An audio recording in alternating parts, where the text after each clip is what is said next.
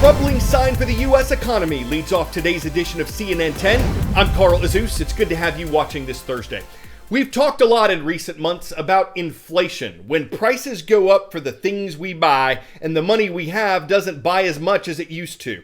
The U.S. Bureau of Labor Statistics just reported that the Consumer Price Index, what people pay for a variety of goods and services, it increased by 7% between December 2020 and December 2021. That's the biggest jump in prices since 1982, and it's reflected in the costs of used cars and trucks, housing, and almost every category of groceries. Between November and December alone, prices increased by 0.5 percentage point. That was more than many economists had expected, but it wasn't as much as the 0.8% increase between October and November. So what's causing this and what does it mean? The U.S. government has said ongoing problems with the supply chain, the interrupted flow of the things we buy, continues to lift prices. Experts say COVID-19 continues to have an impact in some areas, especially with the rapid spread of the Omicron variant of the virus, and critics of government spending say it has helped drive up inflation. A silver lining is that the money many Americans earn has also increased over the past year, especially in some lower income fields like leisure and hospitality, think restaurant and hotel workers. But the rise in prices has eaten into their wage gains, and in many higher income fields, the rate of inflation has been greater than the rise in wages. So is there an end in sight to this? It's hard to say. For much of 2021, the Federal Reserve, America's central bank, said it expected inflation to be transitory or temporary. But by the end of the year, the Fed had stopped using that term, indicating it felt inflation would stick around for a while. An economist interviewed by CNN expects year-over-year price gains to continue at least until the early spring. Inflation is the textbook term for prices rising over time and purchasing power falling. Think of a trip to the grocery store. It sets you back $100. A year from now, you buy all the same items, but they now cost $103. That's inflation, 3% to be exact. So what causes inflation? A rise in production costs is one scenario. For example, booming energy prices can drive up the cost of transportation or manufacturing. Rising wages can also contribute to inflation. If business owners have to pay workers more, they might also raise prices to cover those higher labor costs. Inflation can also happen when the demand for goods exceeds supply. Then businesses selling those items can increase prices. Prices going up slowly is generally considered a good thing, especially if wages rise too. It helps keep the economy dynamic and growing. The U.S. Central Bank has even a target inflation rate, 2%. But inflation can quickly get out of control when governments print too much money to pay for spending. When not enough real value underlies that paper, prices surge.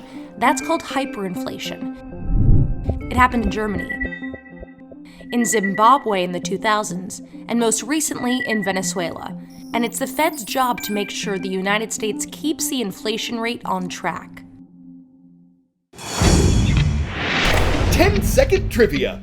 Which of these names has not been used for a NASA mission? Euclid, Galileo, Kepler, or Ptolemy? Though he was a real astronomer and mathematician, Ptolemy's name has not been used for a NASA mission. NASA has a Center for Near-Earth Object Studies, and it studies, you guessed it, near-Earth objects. That includes an asteroid set to pass by the Earth next Tuesday. It's named 7482 or 1994 PC1. I don't know why all the numbers. They could have just gone with Earl. And when scientists say it'll pass nearby, it's a relative term. The rock will actually be around 1.2 million miles away. So 7482 or 1994 PC1 is not expected to hit or threaten Earth in any way. It's also not the biggest asteroid known to do this. The one flying by on January 18th is about 0.6 of a mile wide. The biggest asteroid flyby on record was made by an object estimated to be between 2.5 miles and 5.5 miles wide. It passed by in 2017. Experts say people with clear weather and a telescope might be able to see 7482 or 1994 PC1. What if there is an asteroid out there that does threaten Earth? NASA currently has a $320 million mission that aims to see if it's possible for a human-made spacecraft to knock such a rock off its course. Michael Holmes filed this report just before the mission launched last November. It's a space story seen several times in the movies, like in the 1998 sci-fi film Armageddon. The United States government just asked us to save the world. Anybody want to say no? An asteroid threatens Earth. The military, astronauts, even oil rig drillers try to save mankind. Some cities don't make it, but in the end, the planet survives. A Hollywood ending which NASA is hoping to make a reality with its first planetary defense test mission. Scientists say they have identified the kilometre-wide asteroids like those shown in the blockbusters, and there are no dangers of them hitting Earth in the coming centuries. But NASA says it wants to study what could be done if an Earth-threatening asteroid is discovered. A mission called DART, the Double Asteroid Redirection Test, that will send an unmanned spacecraft into space and, if successful, it won't be returning home. Its destination, a near-Earth asteroid named Dynamis and its moonlet.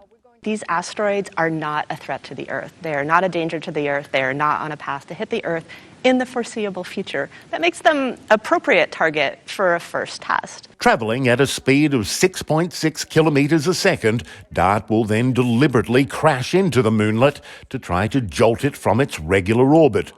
Scientists back on Earth will monitor the collision using satellite imagery and ground-based telescopes to see how much the moonlet changes course. If one day an asteroid is discovered on a collision course with Earth, then we have an idea of how big that asteroid is and how fast it's coming and when it will hit, that kind of information. Then we will have an idea how much momentum we need to make that asteroid miss the Earth. The targeted moonlet is a little larger than one of the pyramids in Egypt. NASA says there are 10,000 known asteroids that are just as big or bigger that could potentially cause major regional damage if they ever hit the Earth, although none of them are tracking this way. DART's kamikaze mission could provide life-saving data if anything ever does get too close. Michael Holmes, CNN. Back down to Earth in central England, archaeologists working on a future high-speed railway route recently made an amazing discovery from the past. These are the remains of what's believed to be a Roman town dating back to the year 400 BC. Researchers think it was originally an Iron Age village, but that afterward it expanded into a wealthy Roman trading center. How do they know this? Well, the main road was a major clue. It was more than 30 feet wide when most Roman roads were around 13 feet or narrower. Historians say that indicates it was busy, with carts coming and going, stocked with fruit, vegetables, animals, goods for trading. In the town itself, they discovered kilns for pottery, ovens for bread making, living areas for people and animals. A lot of activity was reportedly happening here. People weren't just roaming around, if you know what I'm saying. And the artifacts discovered include hundreds of Roman coins, jewelry, and fragments of pottery.